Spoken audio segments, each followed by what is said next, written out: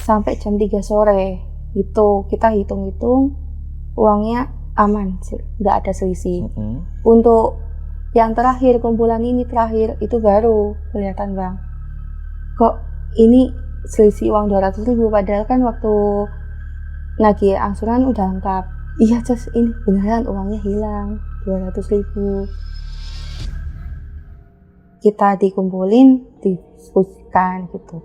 Diskusi gimana ini guys, kok ini kayak memang bukan ulah manusia ini.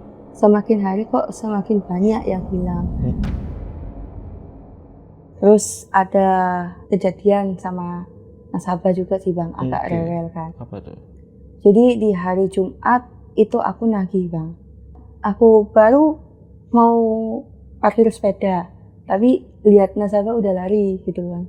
Akhirnya aku dibilangin, udah jangan nagih dulu, jangan nagih ke bunda dulu. Itu anaknya kemarin meninggal.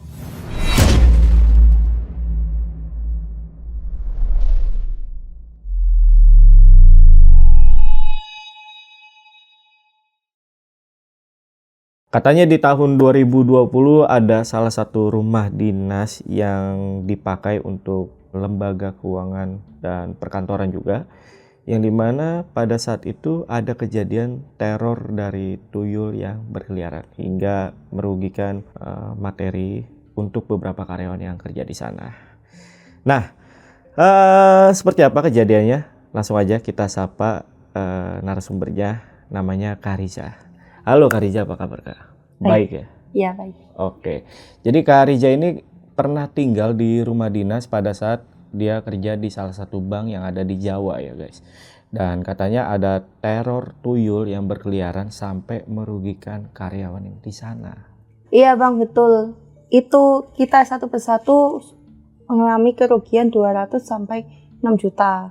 Pada akhirnya atasan kami juga memanggil orang pintar tersebut. Sampai segitunya? Iya Bang. Emang berapa orang yang kena pada saat itu? Kita ada 6 orang dan yang terkena itu 4 orang, salah satunya aku juga. Oh, Kak Riza juga kena? Iya. Oke. Ya udah guys, bakal diceritain lengkap sama Kak Riza nanti. Tapi sebelum itu seperti biasa, kalau pengen jadi narasumber di Lentera Malam sama seperti Kak Riza, kalian bisa langsung aja DM ke Instagramnya Lentera Malam, atau yang nggak mau ribet langsung aja ke nomor WhatsApp yang ada di bawah ini. Oke, kalau gitu buat pasukan Lentera Malam yang penasaran sama cerita lengkap dari Kak Riza mengenai teror dari sosok tuyul, tonton video sampai habis. Dan tanpa basa-basi lagi, saksi misteri kita mulai.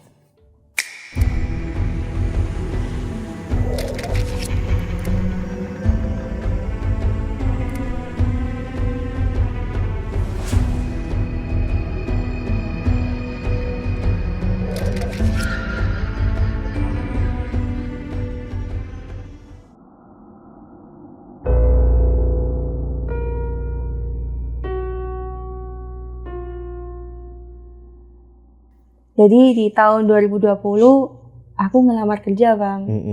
Itu di salah satu lembaga keuangan. Itu aku interview di Surabaya Bang, karena memang kantornya di Surabaya pusatnya. Itu HRD-nya juga ngejelasin spesifikasi pekerjaannya itu gimana, atau hari kerjanya gitu Bang, sama fasilitas di mesnya. Terus HRD-nya ngejelasin untuk masalah pekerjaannya gitu. Jadi kita pekerjaannya itu nagih utang ke nasabah sama cari nasabah itu Bang. Dan HRD-nya juga bilang adanya pekerjaannya itu bukan di kotaku Bang, tapi di kota salah satu Jawa Timur. Nah pada saat itu karena aku nggak mau nganggur, ya udah aku terima gitu Bang. Nah seminggu kemudian aku diterima, berangkatlah itu aku Bang ke salah satu kota Jawa Timur itu. Tuh aku sampai itu Bang, itu mesnya itu kayak rumah Bang. Di sebelahnya itu ada tanah kosong, belakangnya itu ada perkampungan warga gitu. Di depan memang kelihatan rumah, tapi di dalamnya itu kantor juga Bang gitu. Kalau untuk rumahnya itu kayak lebar sama ke samping gitu. Ke kantor ketemu, kenalan sama kepala cabang, wakil kepala cabang sama teman-teman di situ juga. dijelasin mekanisme untuk pekerjaannya itu gimana aja, jam-jamnya gimana. Aku langsung dikasih arahan buat ke partner sama temanku gitu. Itu yang aku agak kaget itu, memang sebelumnya aku pernah kerja di keuangan juga, cuma nggak pernah sampai malam gitu karena kan penagihan. Sampai malam ya, akhirnya kita nyampe ke kantor dilihatin sistem setorannya juga, diajarin manual dulu, terus serahin uangnya ke bagian keuangannya gitu.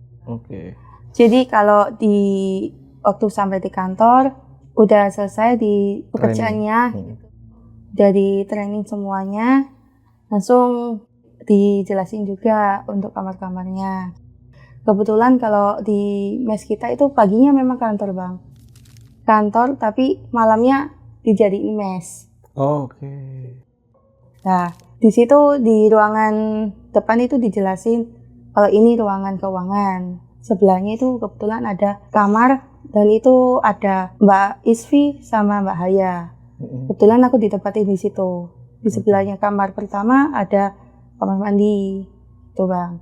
Kalau untuk kamar kedua itu masuk lorong, cuma kalau lorongnya itu di sebelahnya ada kamar mandi, sama depannya ada dapur, belok ke kiri itu ada kamar, dan itu ada Mbak Novi, Mbak Ervin sama Mbak Eka. Tuh. Pertama kali ngelihat kantor tersebut atau mesnya juga bahkan, gimana perasaannya? Ya kayak suasananya sepertinya beda sih Bang. Emang gitu. Emang beda. Untuk sistem kerjanya gitu, jadi jam 8 pagi kita masuknya Bang gitu. Langsung briefing, terus kita kalau misalkan memang ada pencairan ya ngambil uang gitu, jadi ditatain semuanya gitu sebelum ke lapangan, sama form-formnya juga jadi dikumpulin juga gitu. Hanya untuk kalau ke lapangan biasanya itu jam 8:30 sudah ke lapangan semua. Jadi kalau misalkan pulangnya kadang tergantung kondisi lapangannya juga. Kadang ada yang rewel, ada yang enggak gitu kan, pasti. Yang pastinya kadang malam. Selalu malam ya? Selalu. Singkat cerita, setengah bulan itu nggak ada kejadian apa-apa Bang. Baru aku ngalamin sendiri. Jadi aku waktu itu dipartnerin sama Mbak Haya, dan itu hari itu kita memang ngambil 4 kumpulan. Langsung ke lapangan jam 9-an gitu Bang. Alhamdulillah lancar sih Bang. Sampai jam 3 sore itu kita hitung-hitung uangnya aman, nggak ada selisih. Untuk yang terakhir, kumpulan ini terakhir itu baru kelihatan Bang, kok ini selisih uang 200.000, padahal kan waktu nagih angsuran udah lengkap udah gitu. Dihitung dulu ya? Iya, udah gitu, udah dihitungin. Mbak Hai, yang bener Mbak Hai. Aku langsung itu, iya Cos, ini beneran uangnya hilang 200.000. Masa iya, orang dari tadi kita hitungin juga udah lengkap. Terus akhirnya daripada kita ngitungin di rumah nasabah kan takutnya kan bahaya ya Bang ya. Langsung kita balik ke kantor. Itu sekitar Isya, mau Isya. Balik ke kantor, kita hitungin lagi.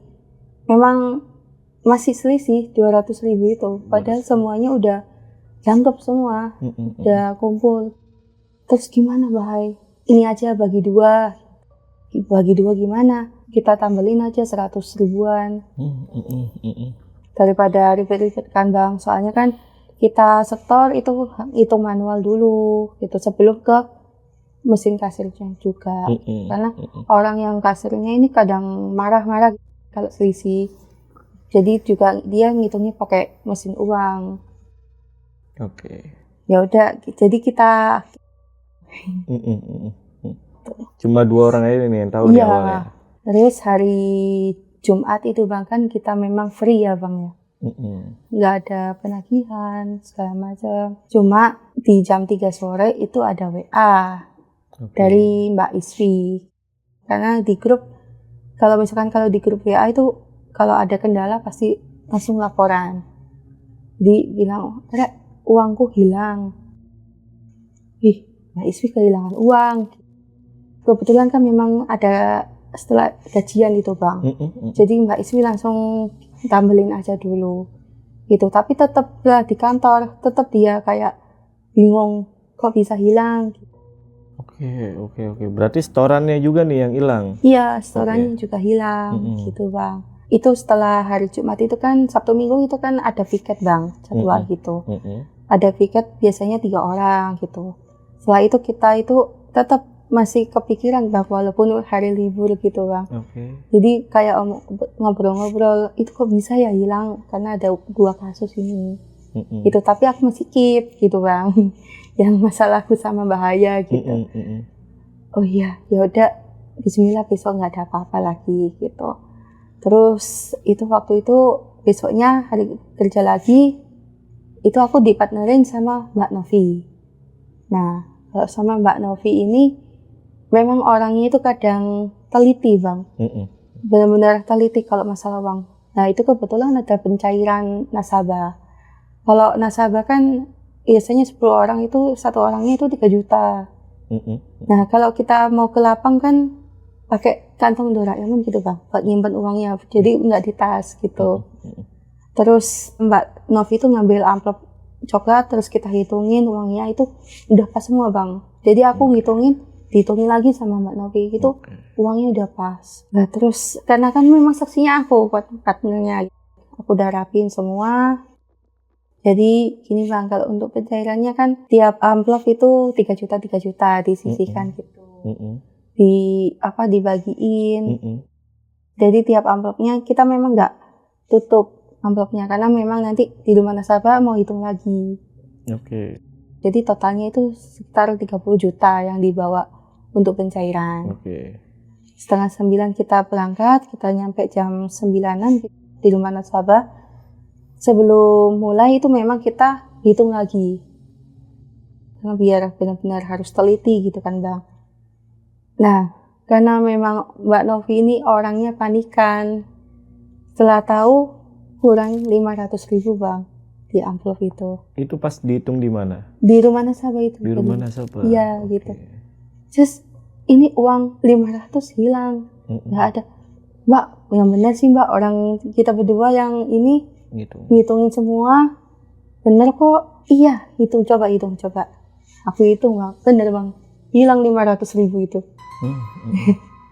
Terus karena memang orangnya dia panikan itu, dia kayak gemeter sampai nangis gitu Bang orangnya.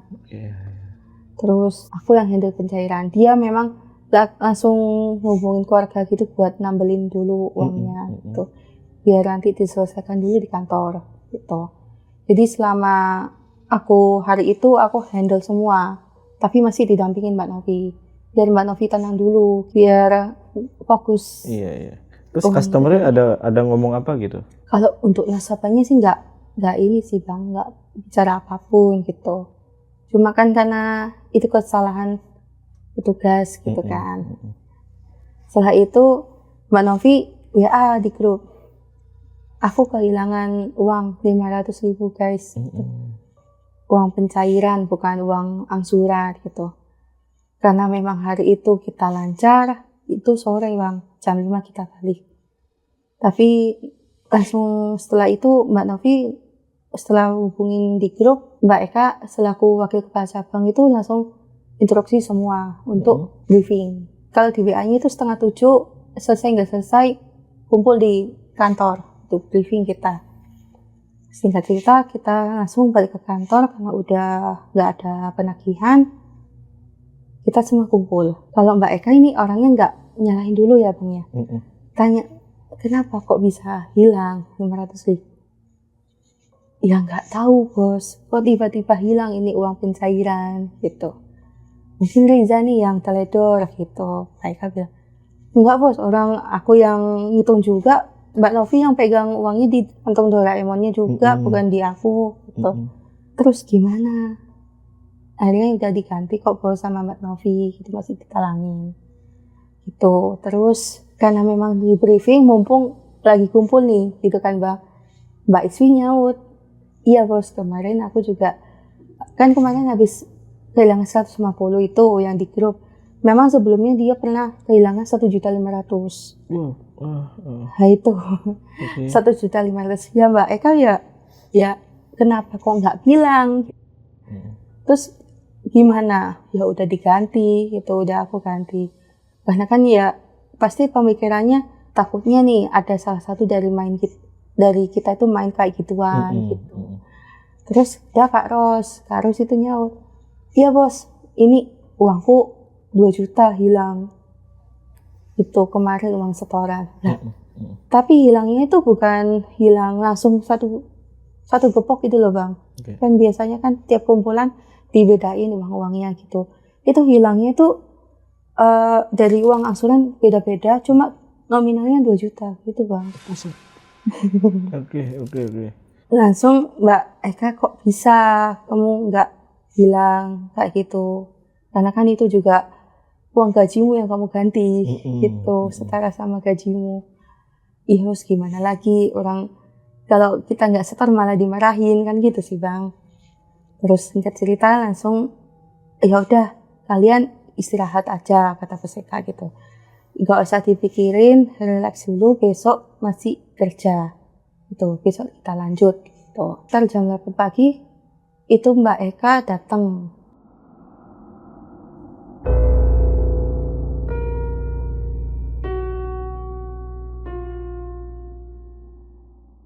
Jadi Mbak Eka ini memang wakil kepala cabang Bang gitu. Jadi kalau misalkan ada kehilangan kan tetap tanggung jawabnya dia, naungannya dia kan. Jadi setelah Mbak Eka nyuruh kita istirahat, tidur, kita memang nggak langsung tidur. Jadi 3 orang itu ya ngebahas yang tadi itu. Kok bisa ya Mbak ya uang hilang gitu. Kalau ulahnya manusia kan ya kenapa nggak dari dulu kita ngambil kan, misalkan nih nauzubillah dari ya, terus ini masa perilakunya itu sosok-sosok kayak gituan gitu. Masa sih Mbak, enggak sih, orang kayak mungkin selisih atau gimana ataupun jatuh kan kita nggak tahu ya Bang. Akhirnya ya udah kita lanjut tidur. Kebesokan harinya jam 8 pagi itu kita briefing Bang gitu ya Bang ya. Terus Mbak Eka datang tuh bawa botol air minum. Itu kita tanya, itu apa bos? Gitu, kok tumben bawa air minum? Gitu. Ini air doa guys gitu. Memang kan pasti kan pemikiran kita kan nggak ada arah diambil sama barang halus gitu. Takutnya nih salah satu dari kita, makanya dikasih air doa gitu. Disuruh minum. Ya karena kita memang nggak ada yang ngerasa ngambil ya Bang ya. Ya kita nurutin aja air minum. Kita minum. Jadi kalau di air botol itu Mbak Eka jelasin juga, nanti kalau misalkan ada yang berbohong, nanti ada kejadian sesuatu gitu di salah satu dari kita gitu, yang misalkan pelakunya gitu lah Bang. Langsung kita ke lapangan kerja gitu Bang, ke lapangan nagi-nagi di siang hari itu sekitar jam 11-an gitu Bang. Mbak Eka WA gitu, guys uangku setoran hilang 500.000. Oh kali ini Mbak Ekanya sendiri nih? Iya Bang, kali ini Mbak Ekanya sendiri gitu kan. Mungkin karena memang nggak percaya gitu ya Bang awalnya, tapi kenapa kok langsung kena gitu. Langsung dia instruksi ya gitu, nanti briefing lagi gitu. Briefing lagi, setelah kita dari lapangan kita balik ke kantor. Mbak Eka udah bingung ya Bang ya, hilangnya tuh nggak 100 gitu, 500. Kita dikumpulin, diskusikan gitu, diskusi gimana ini guys, kok ini kayak memang bukan ulah manusia ini. Semakin hari kok semakin banyak yang hilang, dan hilangnya juga nggak 20.000 atau 50.000 kan, biar kita nambahinnya cuma sedikit gitu ya Bang, itu besar nominalnya. Akhirnya gimana kalau kita pakai manggil orang pintar gitu. Ya aku sama teman-teman, masa sih Mbak orang kita percaya gituan gitu kan, ya dicoba aja. Ya akhirnya anak-anak sepakat nih gitu, karena pengen tahu pelakunya juga gitu. Setelah itu Mbak Eka punya kenalan. Oh iya guys, aku punya kenalan namanya Pak No. Itu tak coba panggilin aja ya Mbak gak apa-apa. Akhirnya sekitar jam 8 itu malam Mbak Eka ke rumah Pak No. Nah langsung setengah 9-nya datang nih Pak Eka sama Pak No, tapi Pak No nya nggak sendirian Bang. Pak No nya itu sama teman, tapi agak lebih muda. Nah beliaunya sendiri dia pakai baju koko sekitar umur 50 tahun Bang, agak tua gitu kan. Pakai celana hitam gitu. Pak No datang itu Bang, kita perkenalan dulu tuh. Karena memang hawanya udah beda ya Bang ya dari luar itu. Terus kita kenalan, Pak No nya nyeletuk, kok kalian kayak gini diam aja sih, dibiarin aja gitu. Kenapa emangnya Pak? Ya ini kalian dikelilingin sosok yang bikin kerugian perusahaan kalian juga gitu. Jadi dia minta botol kaca Bang, kayak botolnya bensin eceran tuh Bang.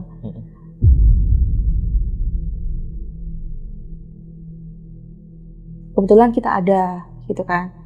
Oh iya Pak, ini. Jadi permisi ya, kalau Bapak keliling ke salah satu kamar, kalian semua gini keliling. Jadi Pak No itu kelilingnya nggak sendiri sama temannya beliau itu. Oke, asistennya mungkin. Iya gitu. Yang asistennya itu bawa botolnya juga gitu. Jadi dia didoain semua sudut, termasuk kayak ruang keuangan, kamar pertama, kamar mandi, terus kamar mandi yang belakang, bahkan kamar kedua juga gitu. Terus Pak No bilang, ini makhluknya udah di sini, di botol, mau aku buang. Tapi ya dijelasin Bang, di kamar yang depan ini sosok genderuwo. Genderuwo matanya merah. Ya merinding loh Bang, orang aku yang tidur di situ Bang. Terus karena memang bukan tuyul biasa juga. Ya tuyulnya itu tuyul yang lebih jago sih Bang. Biasanya kan kalau tuyul ngambilnya 100 ataupun 50.000. Ini sampai berjuta-juta gitu kan Bang. Sekali ngambil banyak. 2 juta, iya. Terus karena Mbak Eka ini kan masih kecil kan, hari itu kan habis kehilangan uang. Pak, boleh tahu nggak itu pemiliknya siapa sih? Kok ngirim ginian gitu? Kok tega? Karena kan kita anak rantau ya Bang ya. Anak rantau dengan gaji segitu ya alhamdulillah gitu ya Bang ya. Tapi kok malah rugi kita di sini gitu. Kalau pengen tahu pelakunya siapa, besok pagi ada orang yang nyariin anaknya gitu Bang. Sambil bawa uang ratusan gitu, ratusan ribu, itu nggak rapi Bang, tanya beliau. Sambil digenggam, karena kan diambil semua tuh Bang sama Pak No gitu. Karena mau dibuang ke sungai gitu kan. Besok bakalan dicariin pemiliknya. Si sosoknya itu, tuyulnya itu bakal gitu. Dicariin. Dicariin, bawa uang juga. Tuh. Karena hasilnya gitu ya Bang ya. Nah dengar penjelasannya Pak No tadi, ya kita kan penasaran ya Bang ya. Sekaligus ya merinding juga kalau memang beneran ada gitu pemiliknya. Betul. Terus Pak No udah balik pamitan, terus kita briefing lagi lanjut ke ini pekerjaan juga sama Mbak Eka ngasih arahan Bang. Udah nggak usah dipikirin, santai aja, nggak usah takut gitu. Besok kita tahu pelakunya siapa. Tuh Bang. Ya tetap aja sih Bang, kita kan cewek semua ya Bang di situ. Ya ada rasa takutnya juga kan, merinding juga, takutnya kenapa-napa gitu ya Bang. Akhirnya ya udah istirahat tidur.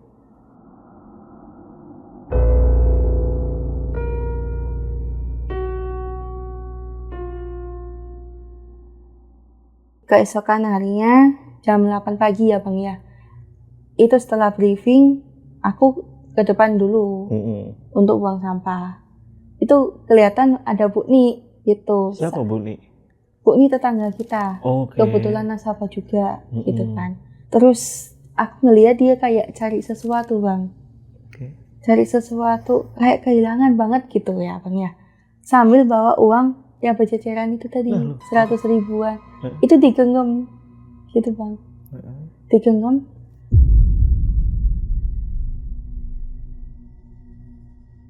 Jadi dia itu nggak ke depan aja, ke tanah kosong. Memang kan samping mas kita gitu ya Bang, ke tanah kosong itu kayak nyariin sesuatu itu tadi gitu. Terus aku tanyain Bang, Bu nih ngapain gitu. Ya aku kan lihat wajahnya itu kayak wajah kayak kesel gitu. Dan itu aku tanyain juga nggak dijawab. Iya. Dan dia itu masih ngelilingin rumah mas kita gitu Bang. Dan itu aku keinget omongannya Pak No gitu Bang. Di dalam hatiku ya masa ini pelakunya gitu Bang. Setelah ngeliat Bu Ni, aku masuk ke dalam, laporan ke Mbak Eka gitu. Mbak Eka, coba deh cek ke depan gitu. Apa Ces?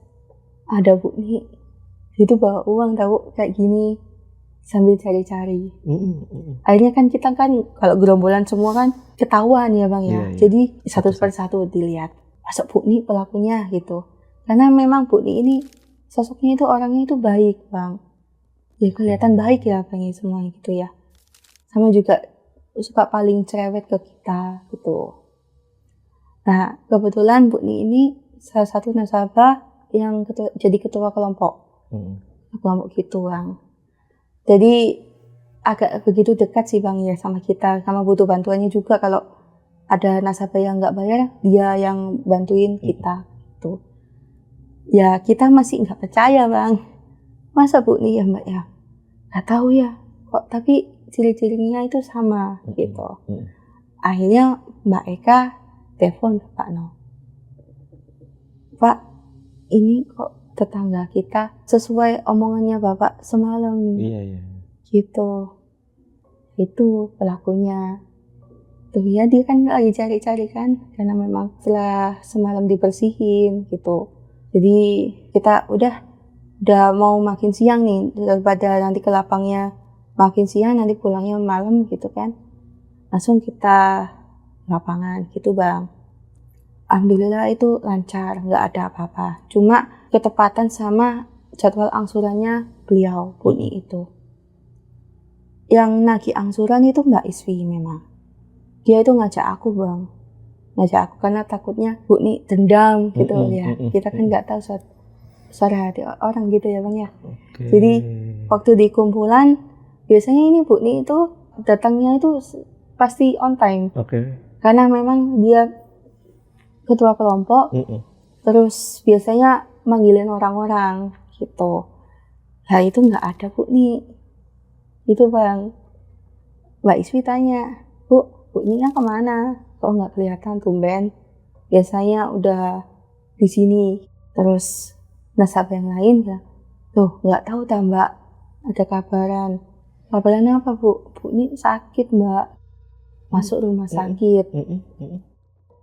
Loh, masa Bu, orang tadi pagi aku lihat gitu kan lagi di luar.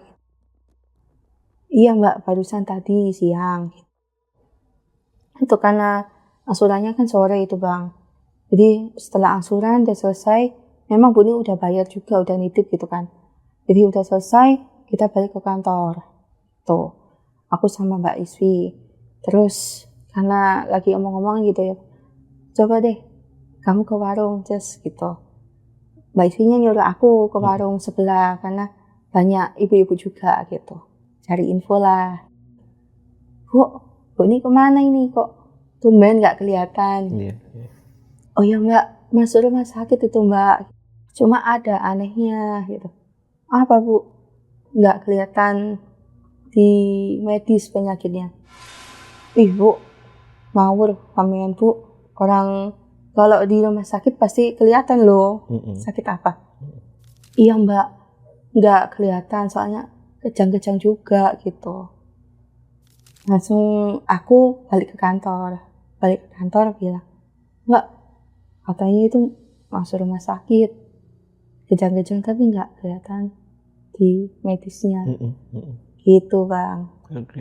Akhirnya Mbak Eka telepon Pak No lagi, Bang. Pak, ini kok Bu Nik masuk rumah sakit, tapi nggak kelihatan penyakitnya di medis itu apa.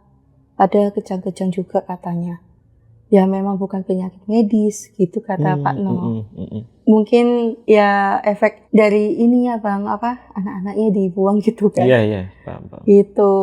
Setelah itu seminggu Bu Nik akhirnya keluar dari rumah sakit. Tapi alhamdulillah udah nggak ada kejadian lagi gitu, kehilangan uang gitu Bang. Soalnya kan udah bersih semua gitu. Terus biasanya itu kan Sabtu Minggu kan tadi ada piket gitu ya Bang ya. Kebetulan aku piket sama Mbak Arista. Dia itu tidurnya di kamar belakang. Aku di depan itu tadi kan. Jadi tiap piket pasti jaga keuangan sama bersih-bersih gelas itu. Mbak Arista itu lagi di kamar mandi belakang gitu Bang, di lorong itu. Nah itu aku iseng mau keluar gitu kan. Tapi lihat lorong gitu. Ada cewek Bang. Cewek itu lewat sekelibat karena kan lorong kan gitu. Itu rambutnya itu panjang gitu kan. Sama pakai baju putih juga.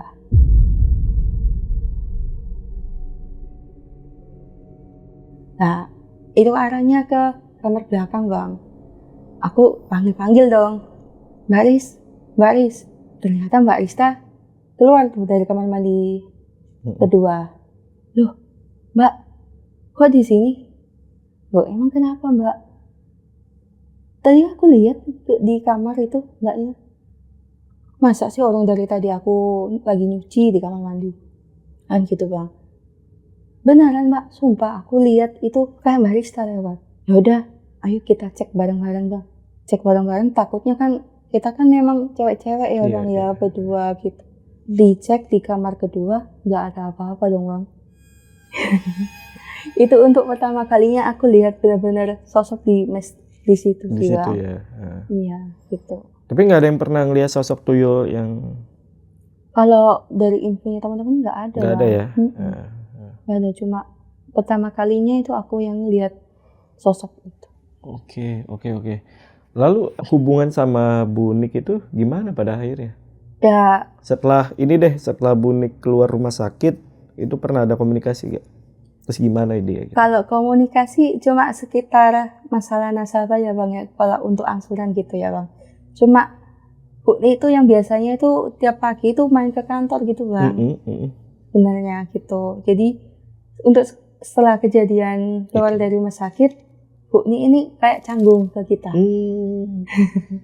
Ya enggak, kayak enggak ya, benar-benar kayak malas ngomong gitu ke kita. Oke. Emang langsung berbeda gitu ya? Iya. Tapi pasti teman-teman yang ada di sana itu memang akhirnya yakin bahwa Bu Nik pelakunya. Yakin sih Bang, udah pasti. Iya sih, udah pasti sih. Karena kan memang segitunya sampai carinya gitu, sesuai omongannya Pak No. Iya. Gitu. Pernah ditegur gak sama Mbak Eka juga gitu? Atau teman-teman yang lain, Bu Nik ini ya, itu ditegur gak? Kan kalian udah tahu nih pelakunya, Bu Nik. Ya nggak berani sih Bang. Nggak berani ya? Karena nggak ada bukti. Iya, setelah nggak ada bukti itu kan ya tetap nggak enaknya, takutnya dendam orangnya gitu Bang. Lebih ke situ. Lebih untuk jadi kita ada rundingan juga biar pindah mes gitu Bang. Nah, sebelumnya nih, sebelum kejadian kehilangan uang, ada gak tingkah laku yang aneh dari Ibu Nik sendiri gitu? Ya, kalau sebelum kejadian uang ya Bu, ini selalu main ke kantor Bang. Padahal nggak ada apa-apa gitu. Ada aja pokoknya kalau dibahas yang di kantor gitu. Tapi kita nggak selalu respon gitu Bang, biar cepat dia perginya gitu. Gini deh, Bu Nik itu apakah memang sudah lama seperti itu, sering main ke kantor segala macam? Ya sering sih Bang, karena kan rumahnya dekat sama mes itu kan. Sudah berapa tahun dia seperti itu? Maksudnya sering main kantor gitu? Katanya sih tahun 2018an gitu Bang. Udah berapa tahun tuh? 2 tahun. Cuma untuk kehilangan uang kan yang paling besar ya. Iya. Baru-baru itu.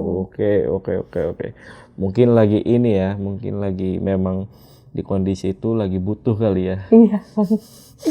Jadi setelah seminggu Bu Nik keluar gitu ya Bang ya. Ya ada desas-desus juga sih Bang. Karena memang kita diskusi untuk mau pindah dari mes itu. Takutnya nanti Bu Nil makin lebih parah juga atau gimana. Ya gimana itu desas-desus kan mau pindah. Terus ada kejadian sama nasabah juga sih Bang, agak rewel kan. Apa tuh? Jadi di hari Jumat itu aku nagih Bang. Memang kan tadi hari Jumat itu selalu free. Nagih yang janji bayar gitu ya. Nah itu hari Jumat aku baru mau parkir sepeda, tapi lihat nasabah udah lari gitu kan, sembunyi gitu masuk toilet gitu. Terus anaknya ini cewek 2 Bang, yang satu itu umur 11 tahun sekitar segitu tinggi, yang satunya 6 tahun. Dia nemuin aku, ibu nggak ada. Dek jangan bohong, kan memang anak kecil kan gampang dicuci otak gitu kan. Jangan bohong Dek gitu.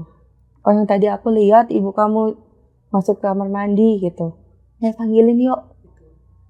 Padahal aku ini nggak kenapa-napa Bang, cuma kalau misalkan nggak bayar ya janji aja gitu.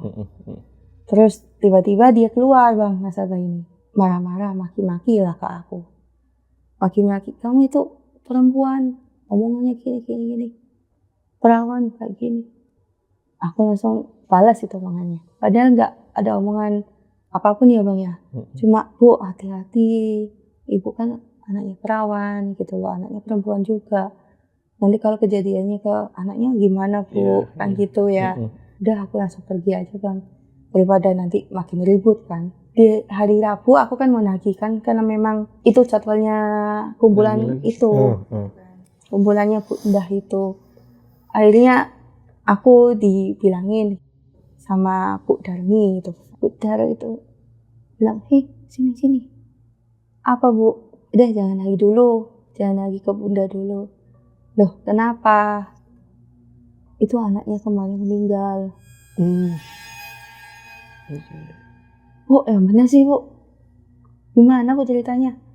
Ya itu, kamu habis nagih itu kan kemarin itu, besoknya anaknya meninggal. Padahal nggak ada sakit apa-apa gitu? Ya nggak ada sakit apa-apa, langsung meninggal. Tiba-tiba itu ada kabar. Takutnya kan aku pemicunya, takutnya gitu kan. Gara-gara omongan gitu kan Bang. Terus akhirnya aku minta ganti petugas itu Bang. Ya cuma kejanggalannya di situ. Itu ya salah satu drama di pekerjaan ya. Yang juga menurut Kak Rija itu ada anehnya lah. Oke. Terus pada akhirnya jadi pindah kantor? Jadi Bang. Jadi pindah di kantor tapi beda desa aja sih Bang. Dan sebelum pindah itu ada kejadian Bang. Apa kejadiannya? Ya ini Mbak Solnya itu ada ngeliat gitu Bang, lihat sosok. Mbak Sol ini, dia ini anak baru memang. Karena kan memang belum tahu cerita-ceritanya juga kan. Kita kan nggak berani bongkar gitu kan ke anak baru. Jadi waktu kita mau doa, mau perpisahan dari mes itu, tiba-tiba Mbak Sol ini lihat sosok yang dibilangin Pak No tadi, genderuwo. Oh yang genderuwo nih. Iya, yang genderuwo mata merah. Ya kita kan, ya karena memang Mbak Sol langsung bilang ke kita, langsung connect lah gitu ke takutnya Bu Nik nih. Lagi-lagi Bu Nik gitu kan. Jadi kita doalah biar nggak ganggu lagi gitu Bang. Biar nggak ikut ke kita tempat yang baru. Nah setelah itu udah nggak ada kejadian-kejadian lagi gitu. Pada saat berdoa terakhir itu yang kumpul ada Pak No juga? Nggak ada. Nggak ada ya? Iya. Jadi teman-teman karyawan teman-teman aja? Kita gitu. Tapi Mbak Eka masih kontekan gitu ke Pak No. Gimana? Ya minta tolong lah doain juga gitu Pak. Nggak ada kejadian lagi yang merugikan kita juga. Kalau sosok genderuwo itu apakah dari Bu Nik juga atau memang penunggu di kantor itu nih? Dari Bu Nik Bang. Dari Bu Nik juga? Iya. Kalau untuk genderuwonya sih nggak tahu ya Bang ya. Cuma dijelasin sama Pak No waktu penelusuran ke situ ada 7 sosok termasuk genderuwo itu. Lainnya tuyul.